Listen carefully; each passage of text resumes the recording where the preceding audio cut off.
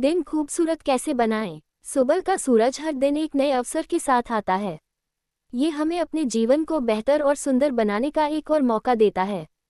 खूबसूरत दिन का मतलब केवल बाहरी परिस्थितियों से नहीं है, ये हमारी आंतरिक स्थिति, दृष्टिकोण और छोटी छोटी आदतों पर निर्भर करता है। इस कहानी के माध्यम से हम ये जानेंगे कि एक साधारण व्यक्ति ने अपने जीवन के हर दिन को खूबसूरत बनाने की कला कैसे सीखी। कहानी, एक खूबसूरत दिन की शुरुआत। राजेश एक छोटे से गांव का सीधा सादा युवक था। उसकी दिनचर्या बेहद साधारण थी। सुबह जल्दी उठना, खेतों में काम करना और शाम को घर लौटकर थोड़ी देर के लिए परिवार के साथ बैठना। लेकिन उसकी जिंदगी में कुछ अधूरा सा महसूस होता था। वह अक्सर सोचता, क्या मेरी जिंदगी का हर दिन ऐसा ही होगा? क्या मैं अपने दिन को और बेहतर नहीं बना सकता? एक नई शुरुआत की खोज। एक दिन राजेश ने गांव में आए एक पुस्तकालय बस को देखा।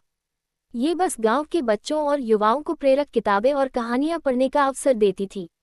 उसने सोचा, शायद इन किताबों में कुछ ऐसा हो जो मेरी जिंदगी बदल सके। वह बस के अंदर गया और एक किताब उठाई जिसका नाम था जीवन को खूबसूरत बनाने की कला।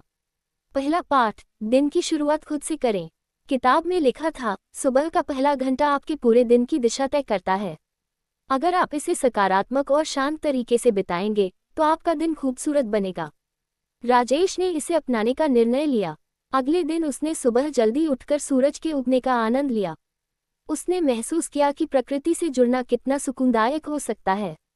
उसने योग और ध्यान करना शुरू किया, जिससे उसकी मानसिक शांति बढ़ने लगी। दूसरा पाठ, छोटे लक्ष्य बनाएं। किताब का दूसरा अध्याय कहता था, हर दिन एक छोटे लक्ष्य पर काम करें। ये छोटे छोटे कदम आपको बड़ी सफलता तक पहुंचाएंगे। राजेश ने सोचा, मैं हर दिन खेत में कुछ नया सीखने की कोशिश करूंगा। उसने अपने पिता से खेती के नए तरीके सीखे और धीरे धीरे उसकी मेहनत का असर दिखने लगा। फसलें बेहतर होने लगी और उसका आत्मविश्वास भी बढ़ा। तीसरा पाठ, दूसरों की मदद करें। अपने दिन को खूबसूरत बनाने का सबसे अच्छा तरीका है किसी और के दिन को खूबसूरत बनाना। एक दिन राजेश ने देखा कि उसके पड़ोसी रमेश का बेटा स्कूल नहीं जा रहा था क्योंकि उसके पास किताबें नहीं थीं। राजेश ने अपनी बचत से उसे किताबें दिलाईं। जब उसने रमेश और उसके बेटे की खुशी देखी तो उसे एहसास हुआ कि दूसरों की मदद करने से दिल को कितनी खुशी मिलती है। चौथा पाठ, कृतज्ञता जताएं। किताब में एक महत्वपूर्ण बात लिखी थी, हर दिन अपने जीवन में मौजूद अच्छी चीजों के लिए शुक्रगुजार रहें। राजेश ने हर रात सोने से पहले उन चीजों के बारे में सोचना शुरू किया जिनके लिए वह आभारी था। कभी यह सूरज की रोशनी थी, कभी परिवार का प्यार, तो कभी दोस्तों का साथ। उसने पाया कि यह आदत उसकी सोच को सकारात्मक बना रही थी। पांचवा पाठ, हर पल में जीना सीखें। खूबसूरत दिन वे होते हैं जब आप वर्तमान पल में पूरी तरह जीते हैं। राजेश को समझ आया कि वह अक्सर भविष्य की चिंता या अतीत के पछतावे में खोया रहता था। उसने इस पर काम करना शुरू किया। खेत में काम करते समय वह मिट्टी की महक और हवा के झोंकों का आनंद लेने लगा। जब वह परिवार के साथ समय बिताता तो वह केवल उन पर ध्यान केंद्रित करता। परिणाम, एक खूबसूरत जीवन। धीरे धीरे राजेश के जीवन में बदलाव आने लगे।